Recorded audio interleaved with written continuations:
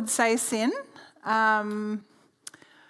What I'm trying to do is language that other people might get. So people seem to really react to the word sin, but maybe they don't in Queensland. Maybe they all know how sinful they are. Yep, people react to it. Brokenness, and some theologians actually don't agree with this, but I feel like people get that they're broken and that the world's broken. Would that be the language that they might understand? Yeah. Then when we have redemption, we actually have security because we have Christ who saves us. We're secure. We know where we're going. And that the question really is who or what will save me, which came up with my friend in terms of, she's looking for the guy to save her. All right, then there's renewal or transformation. So how do I change for the better?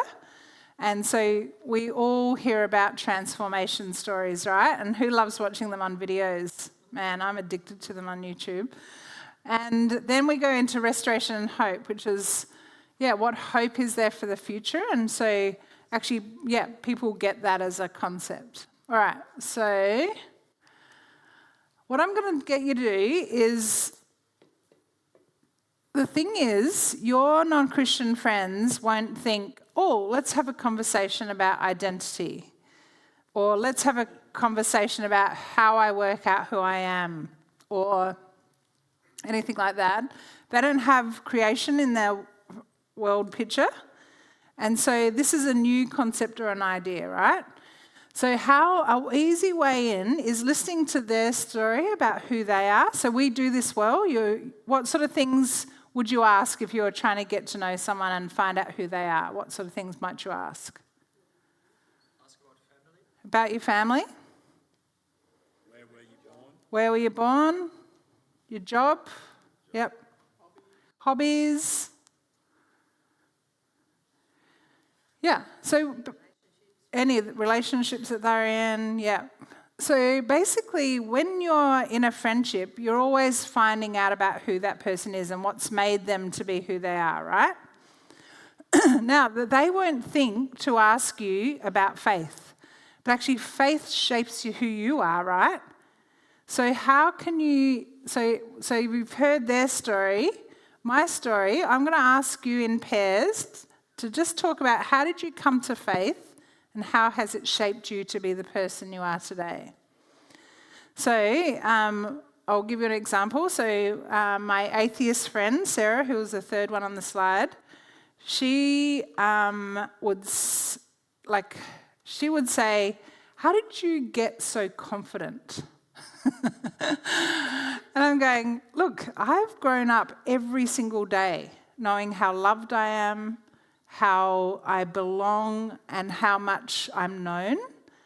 And if you do all the child psychology stuff, you would say that's really important for a child to be secure and safe, and that builds confidence in a child, right?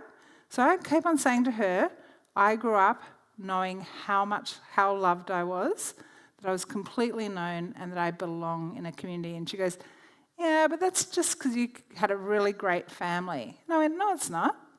It's actually really triggered around my faith. And you can't tell me who I am. As in, she's trying to argue with me, that didn't shape you. I go, that's ridiculous that you're trying to tell me what shaped me. Anyway, this is the sort of conversation her and I have. So, in pairs, probably not couples, have about a say, how did you come to faith and how has it shaped you to be the person you are today? So I'll give you 5 minutes, 2.5 minutes each.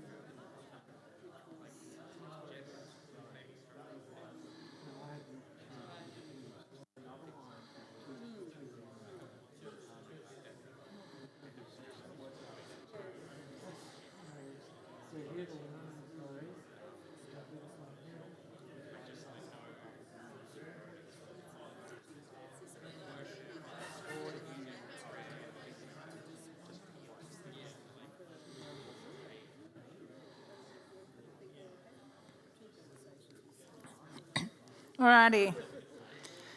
Okay, how'd you find that? Was that easy enough? Any reflections on doing that? I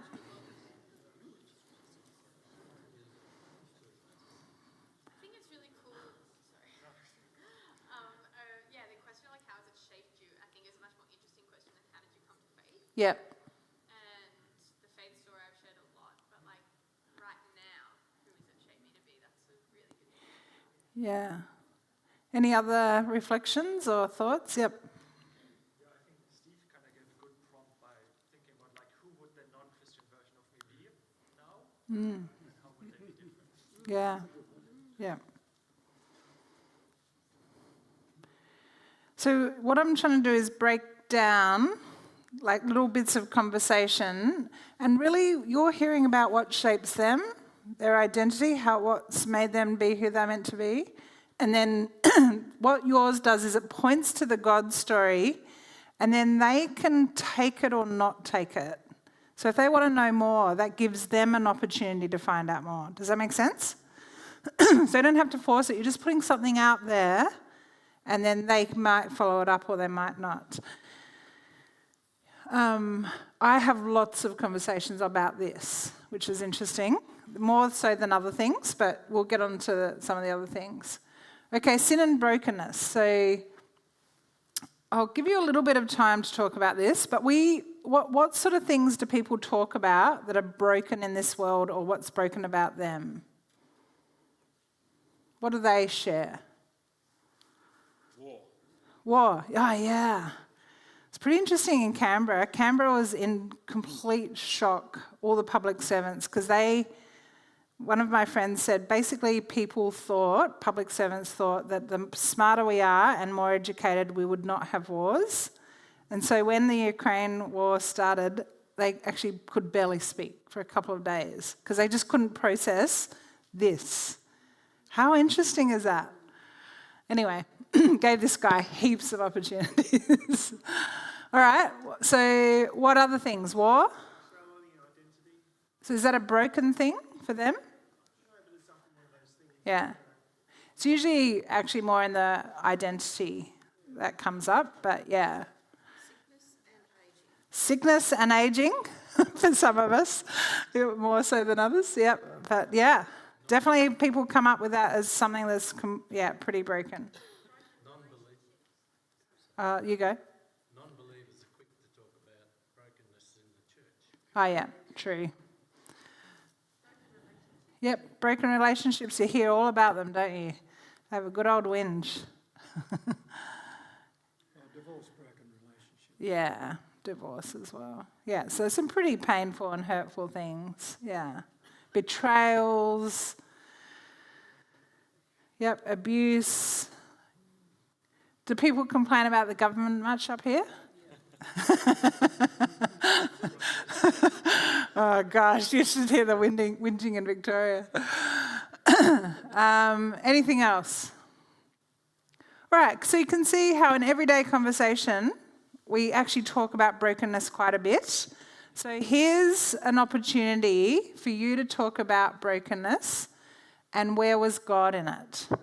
So I'm going to give you 7 minutes, so 3.5 minutes each, and I want you to talk about a time of real brokenness and where was God in that. Yeah? Okay, 7 minutes. I've got my timer on.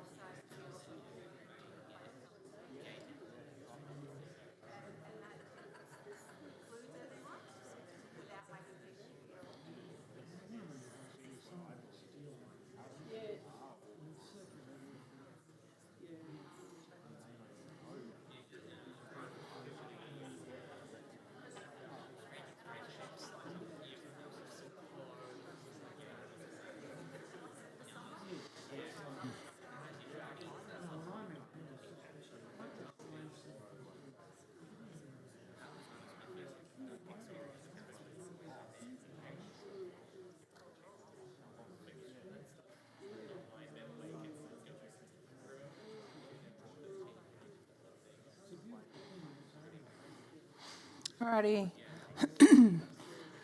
How'd you go with that one? Was that an easy one to talk about or hard? Was easier than creation. Yeah. Yeah, this is a really good one to be able to talk about. And in fact, it equalizes you in a relationship, I think, and it makes you closer. Like even probably just having those conversations, you automatically feel closer to the people in your group. But it is tricky. I don't think we talk about this enough because somehow everybody's got out there that you have to be a good person to be a Christian. So how has that got out there? That's not even the gospel, right? So this is the one we have to talk about more. We had a young woman live with us for about 3.5 years. She'd just become a Christian. She had a pretty horrible thing happen to her at uni. And her mum was quite anti-Christian. So when she finally went back to live with her mum, this young woman did something that wasn't great, and her mum almost spat it out of her mouth and said, "That's not very Christian of you." And this young woman said, "Well, yes, it is, Mum. Actually, the whole point of Christianity is that we do things wrong, and actually that's why Jesus had to come." And she said, "I'm really sorry to you, and I'm really sorry to God. Like I do apologise." But it was just really, what a great comeback in terms of going, this is the whole gospel message, how broken we are, and actually we stuff up. So I had 4 kids in 5.5 years, so getting even to the school gate was a bit of brokenness in all of us. And so when you get to the school gate, you go, well, do I come across as being the perfect mother so that everyone wants to be a Christian? Like, well, how weird is that? And so basically I'd try out these different ways of speaking about it. So I'd go, so people say, "How was your morning?" And I'd go, "Well, thankfully Jesus was around because I was not doing well, and actually we are here because of him." All right, so try that out. That was sort of all right. Then another time, you just try out different things in terms of working out, how do I speak about my brokenness? And where was God in it? Okay, can you see? Actually, this is a great in because people get it. They know how broken we all are, and they get annoyed with Christians by how goody two-shoes we try and be. So let it out. Let out our sin. Jesus had a problem with the Pharisees. Yes. Because they tried to be Yep. such godly people. Yep. And Jesus didn't come across as a lawmaker, No. as a gospel teacher. Yeah. That spoke of love, Yeah. grace, and forgiveness. Yeah. It's interesting, Jesus' posture towards the Pharisees or the religious people compared to any non-Christian. If you look at the way that he speaks with non-Christians, it's full of compassion. Compassion is the way that he relates with non-Christians. But to the Christians, man, stop being goody two-shoes. Trying to think that you do the right thing all the time. One of our friends, her marriage broke up just recently. Yeah.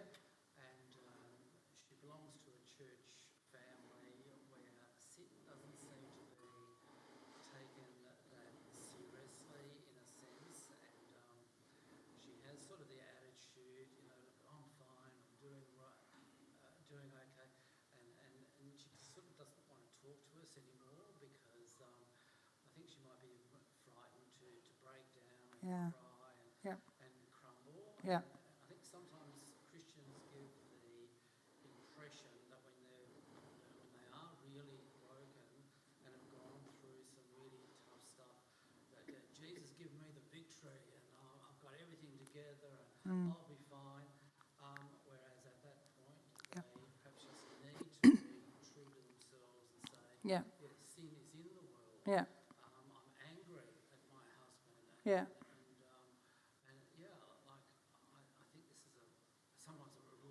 Yeah. that some Christians really annoy me because they give me the impression that they've got their lives all together, Yeah. that sin doesn't exist even, Yeah.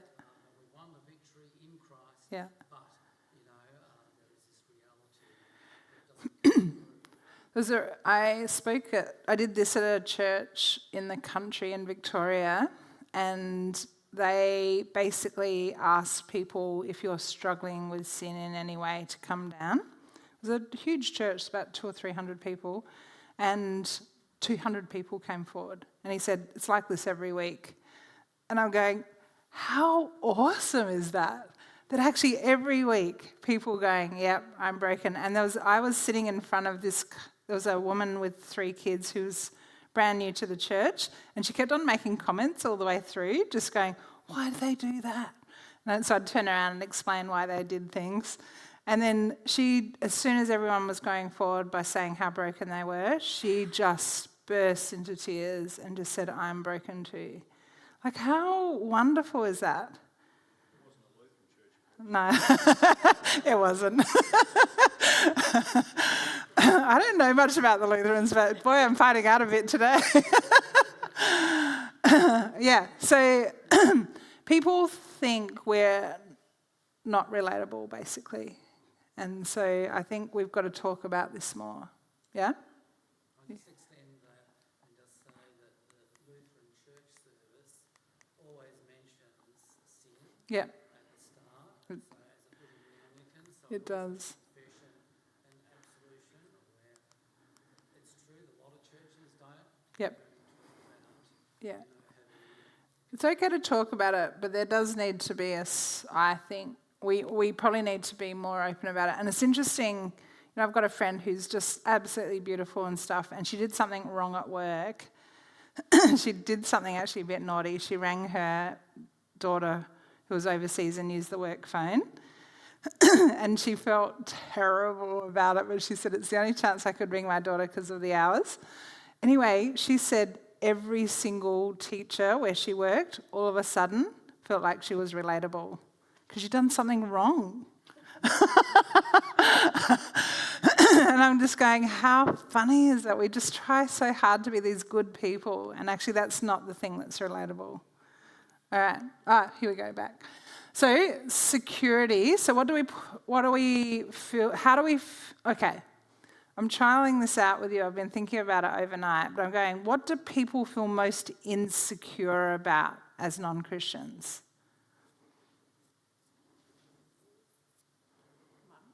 Money? Yep, definitely. Money is really, well, I don't know, interest rates are going up for you guys too, I gather. It's making people very stressed and insecure. Yeah. End of life sometimes, yep. self-worth. Yep, self-worth and, yeah, what I put my value in to make me feel secure. Health, yeah, health's a big one, like, yeah. I know I have to sneak in McDonald's into our house because we've got 4 kids who are health freaks.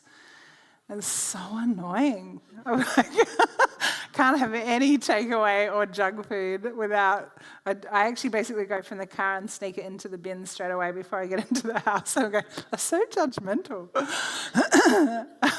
All right, so another way to look at it is, well, what do people put their security in? So health is one, money, themselves, image, yeah. Insurance, yeah, true. Okay, now, the son who's not a Christian is a financial advisor, and he was having this conversation with me about, actually, you could go aggressive, but that's actually quite risky, or you could not go aggressive in terms of how you invest. Actually, he said, I don't know which way to go. And I said, I know.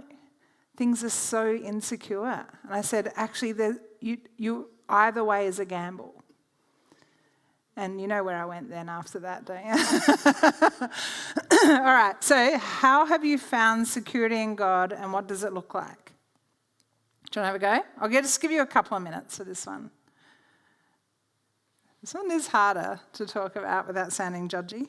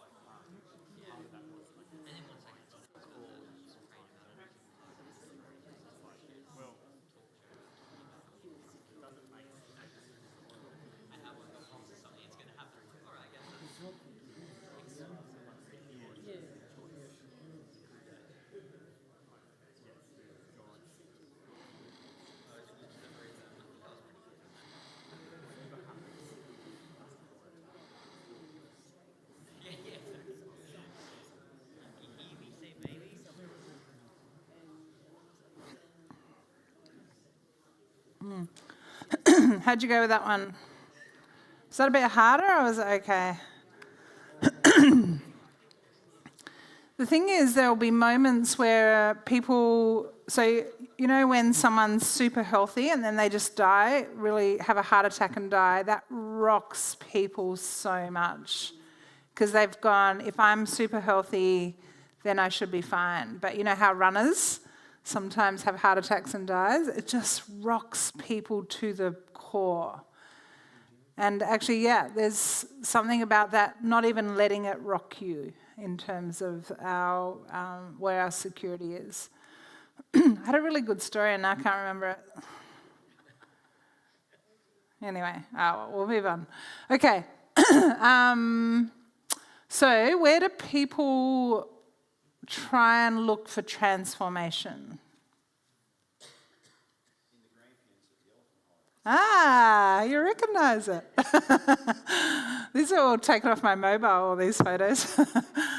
Mindfulness is Mindfulness, yep. right down into the primary school. Yeah, yeah. So how do you be transformed? Yep. When they're at their lowest. Yeah, they're looking for something to transform them. Yeah.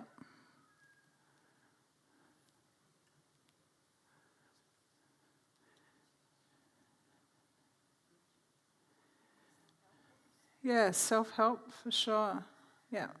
That's huge at the moment. Is anyone onto Jordan Peterson? Yeah. That's a big self-help sort of program. Here on the coast, people are into crystals. Oh, crystals? Thing, yeah, the Yeah. crystals, you'll get the right one and it'll Yeah. change your circumstances. Yeah. Yeah. Okay. Going to the gym? Yep, changes you. The before and after stories. So I think this is an interesting one because do you have a before and after story? Who has became a Christian in their adult years? One person, yeah. It is much easier for a person who's actually an adult to know what their before was. For every one of us who's grown up in a Christian home, this one's a tough one because it's hard to know what you could have been. You're really guessing. But how I talk about this is I don't know what it would have been like without Jesus. I've only actually ever known, but I struggle to know if I've grown in my faith and if there has been transformation. But I said what I would want in my life is more about Jesus and less about me. And so that's my way of saying, actually, I think God is transforming me. It's just hard to see because he's way more in my life. And hopefully I'm less and less about me. All right, let's go to the last one, restoration and hope. So give a hope. What is your hope that you have? And how does this look like in your life? You want to have a go? I'll give you a couple of minutes. See how you go with talking about the hope you have.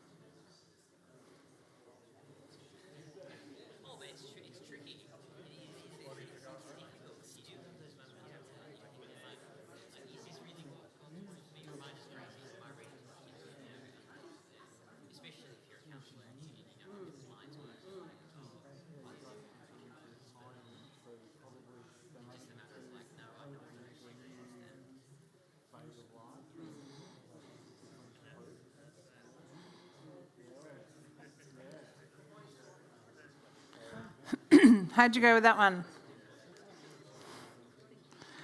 All right, can you see how in everyday conversation gospel themes come up, but people don't know that that's what they're actually connecting with. You've got to make the connection for them. All right, here's a good story. So my atheist friend Sarah, a while ago my mum died and I was telling her about that, and my mum was a really beautiful Christian woman, and half the town turned up for her funeral and we sang a song. We just had a really fun time of celebrating mum's life because she is basically where she wants to be. Like, she is in heaven with Jesus and will be loving it. Like, she loves Jesus so much. Anyway, I was telling my atheist friend about this, and about 3 years later, maybe a year later, her mum died. And she didn't get along that well with her mum, and her mum was a real atheist as well. And I just went, I'm interested to go along to the funeral. So I went along to support my friend Sarah. And it was basically this awesome woman who led the service, and she was a Christian, and it was an absolutely beautiful service. And she just juggled the atheism well. And afterwards, I was chatting to the funeral director, and my friend Sarah came up and said, "Oh, I knew you two would get along." And I'm going, "Yeah, of course." But there was 10 people there. 10 were relatives, and then there was me and a couple of other friends. And she was the same as Sarah. She cuts people off as soon as you wrong her in any way, you're out. So yeah. Anyway, Sarah went off. They go to the graveside, and I went home. And then a couple of days later, I thought I should go and just see how she's going. And I took some flowers. And anyway, when I walked in the door, my friend Sarah goes, "You have hope." And I went, "Yes, I do." I'm going, "Where is this coming from?" Anyway, I said, "What's going on? Why are you saying that?" And she goes, when we went down to the funeral and the graveside, and as the coffin's going down, I basically lost it because I went, my mum is dead. She has no one, and this is the end. And she basically started crying and crying and crying and sobbing, and sort of went to her knees by the graveside. And after about an hour, her family going, "It's time to go." And they sort of had to drag her to the car, and she said, "I can't drive, I'm just so distraught." And she just cried all the way home. It was about an hour trip. And she just realised how little hope she had. Like, this is it. This is it. What was her life even about? And she just went through this full existential crisis about what on earth is this life about if that's the end. You just go down into a graveside and that is it. So we have unbelievable hope. Like, this is crazy hope. This gets you out of bed every morning. This is who we are. And actually our hope is secure. So I do want to say, I wanted to break it up a little bit so you can see opportunities in everyday conversation about how this might go ahead. Okay, that's one model. You just notice gospel themes and conversations, and you hear their story, you say your story, and you point to God's story. Does that sound okay? Easy enough? How did you find that? That was easy? All right. Now, a friend of mine, Karen Morris, is a really gifted evangelist. She has led now 109 people to faith. And I interviewed her and said, "Karen, what do you do? Like, how do you get into conversations?" So what she does is she goes general question, specific question, and then a God question. So here's an example. She would say, "Oh, what have you been up to this last week, and what have you been thinking about?" And so in her group of friends, her kids are in high school, and they were trying to work out which private school, this was in primary school, sorry, they were trying to work out which private schools they were going to sell their kids to. So she asked more of a specific question. She goes, "Why do you want to send your kids to a private school?" And what's she trying to get at there? Yeah, values. Yep. So basically, this person she was having a conversation with said, "Well, I want my kids to be good people. And so I want to send them to a private school." Do you get this a bit with the Lutheran school? Yeah. All right. So where would she go with that to try and get to the God question? Who wants to have a go at trying to work that out?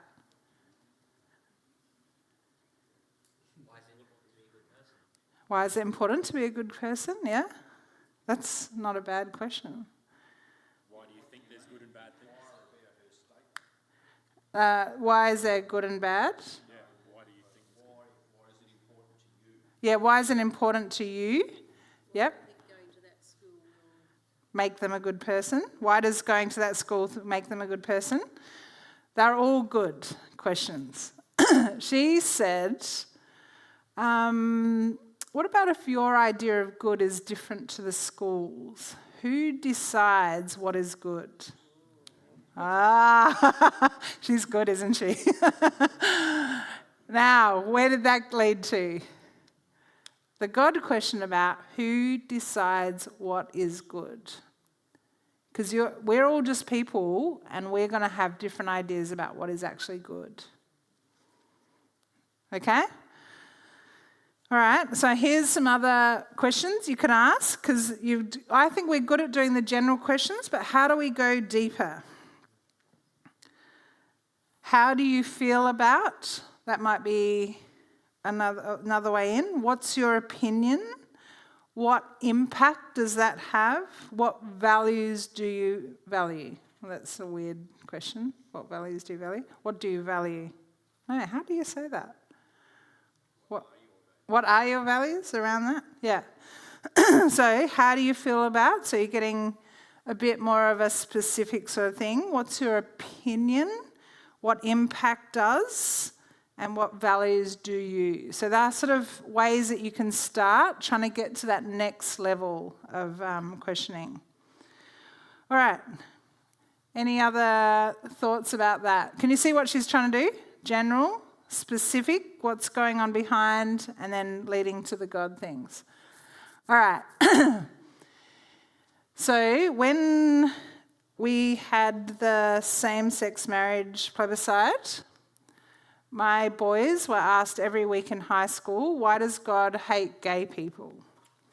And so we had a bit of a conversation about that, and one of my sons said he went with the common theme, all about love, so he went with that idea. My other son said, well, this is an interesting topic. We're probably going to disagree on how this all looks.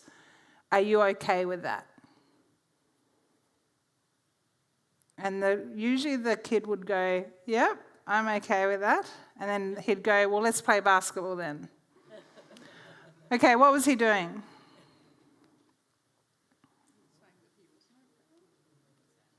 No? Yeah, he wasn't setting up a fight. He was actually putting the relationship higher than actually the difference.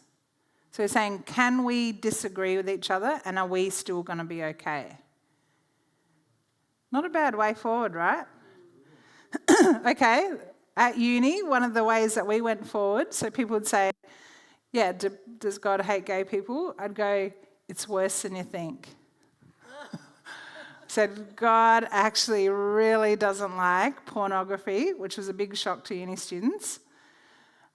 He doesn't like us even thinking lustfully about somebody else. And they were going, what? And I said, yeah, we're all, can I say this word? Screwed.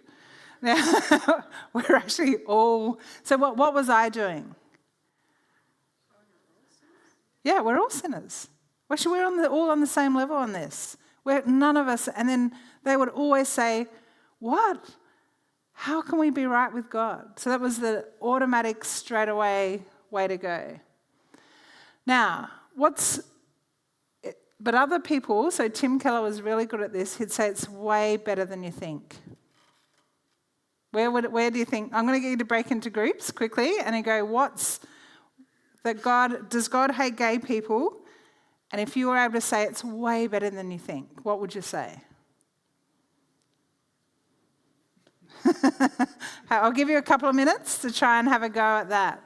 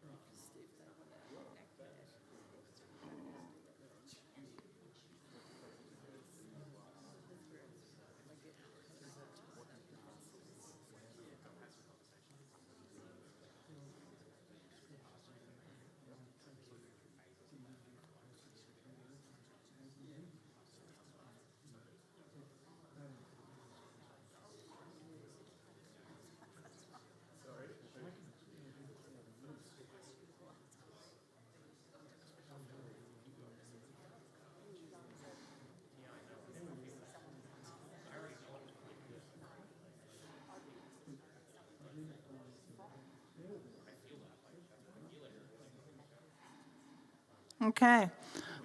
How'd you go with that one? Any good thoughts? Forward? Yeah. God actually loves them more than they will ever know, and more than any of us ever could, and he knows them and understands what they are going through more than any of us will ever. Like, it's pretty amazing, isn't it? Yeah.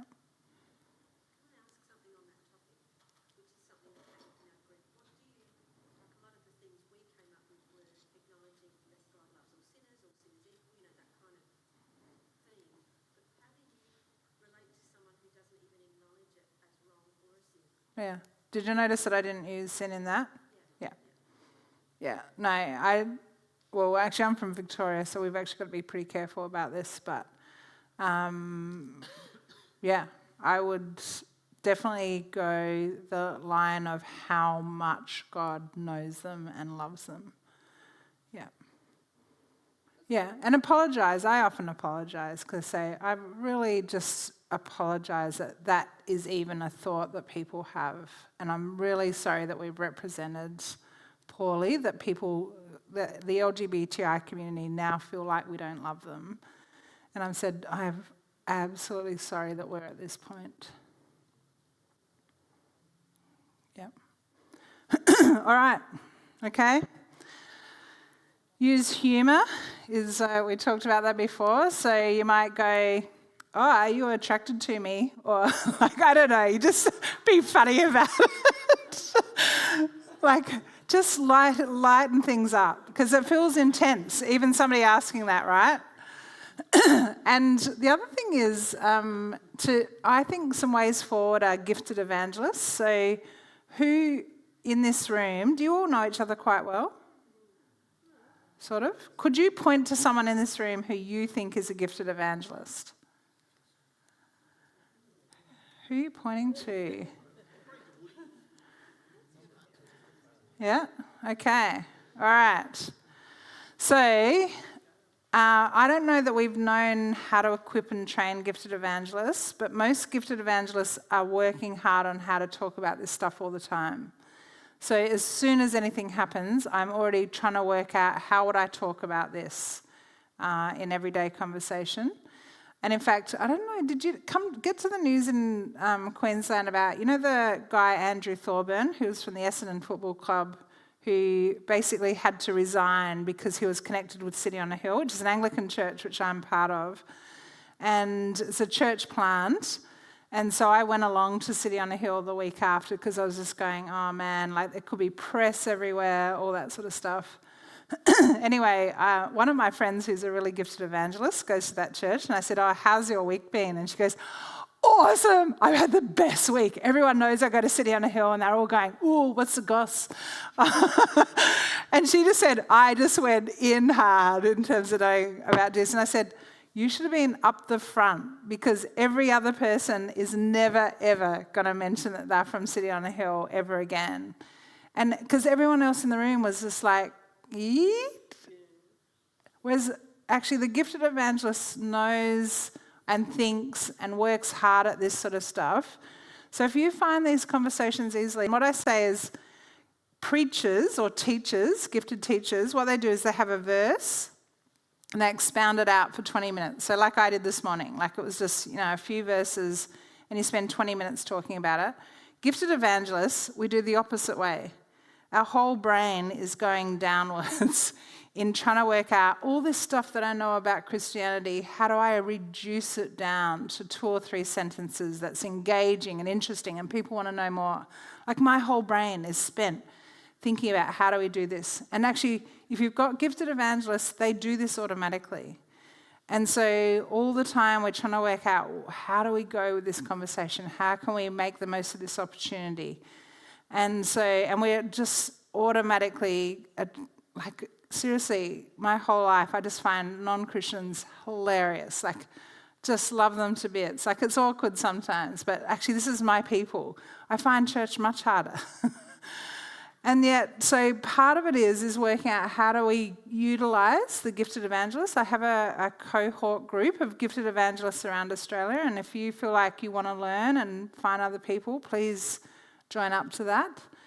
But also, we have got to put the time in to get better at this. Like, did you feel like you're slightly better than you were 3 hours ago? Yes.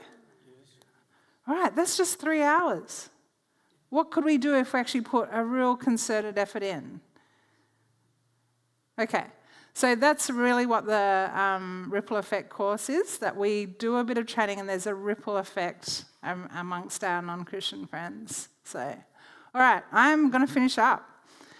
Shall we? Yeah, what's the question? If I can go back, if you don't mind, to your answer for what you would say to someone about that Yep. Jesus loves Yeah. everyone.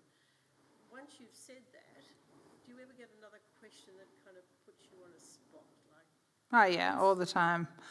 I want to know what your answer to the next question is. Yeah, well, there's always a next question, or not always. Sometimes it just stops there. But part of it is do you know what a thing called a mind map is?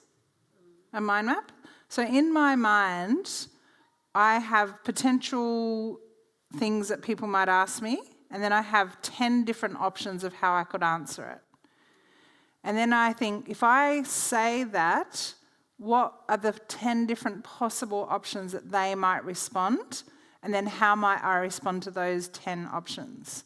So does that make sense? So part of it is just being a bit prepared of going, right,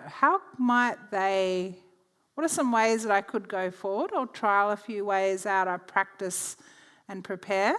And then I think, okay, what might they say back? And then I go, oh, they could say this, they could say that, they could say this, and where would I go with that? Yeah. It's just partly being prepared. Yeah. I try and be as prepared as possible. But mind you, sometimes you get some furfies and I just go, I have no clue where to go with this. Yeah. And I just pray that God will help. How about we pray? Should we finish up by praying? Lord, how wonderful it is that we know you, and how wonderful it would be if we could speak about our faith. And Lord, you've placed all these people in the communities that they're in. More than anyone else can be there, they are there. And you've given them non-Christian friends, and if you haven't, I pray, Father, that you'll be giving them people who you want to know you. So God, I pray that we won't stop praying for our friends, that we'll keep giving them to you. We pray that your Spirit will be at work. And God, help us to keep persevering, to not give up, because we know what good news this is. Help us to be prepared so that every conversation that we have is full of grace, seasoned with salt, so that we know how to answer everyone. God, please help us to put in that work so that we can actually really make the most of the opportunities you give us. And we ask this in your name. Amen. Nice. Thank you so much, Julie, for sharing with us. Yes, thanks everyone. Just some concrete next steps for us as Immanuel Church. 1, keep on praying for your non-Christian friends. Number 2, in our life groups, we'll be having some material go out. The material that Julianne and her team have prepared, and your life group might consider picking that up. If you're not in a life group, we'll probably maybe start a few more or run some here at the church as well, so that'll be coming up. We'll continue. If you feel that you're a gifted evangelist, the gospel's just pours out of you, but you want more equipping, then talk to me and I will connect you with Julianne's group. They meet on Zoom, is that right? And just twice a term, just to chat, to be further equipped, to share the failures, to share the things that have worked. So 3 things: keep praying, life group materials will come out, gifted evangelists, talk to me. Or I might tap you on the shoulder as well. So thanks everyone. Thanks Julianne. Let's give her a round of applause for her time.